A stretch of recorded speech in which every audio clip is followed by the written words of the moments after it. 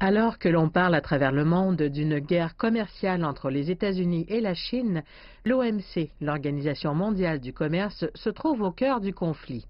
La Chine a officiellement notifié à l'OMC cette semaine qu'elle imposerait plus de 610 millions de dollars de droits de douane sur des importations américaines évaluées à 2,75 milliards de dollars en représailles envers les tarifs américains proposés pour 50 milliards de dollars de marchandises chinoises.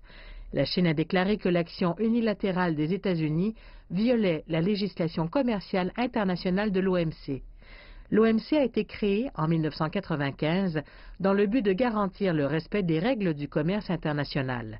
L'un de ses principaux piliers est le règlement des différends commerciaux, alors que les pays membres peuvent déposer des plaintes s'ils estiment que leurs droits sont bafoués plutôt que de prendre des mesures unilatérales contre un pays.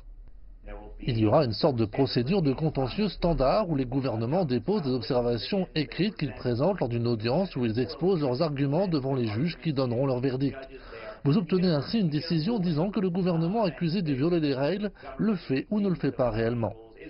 Alors que l'OMC assure le contrôle du commerce international, l'organisation compte sur le respect de ses pays membres. Si un gouvernement ne veut vraiment pas suivre les règles, il n'y a pas de force policière.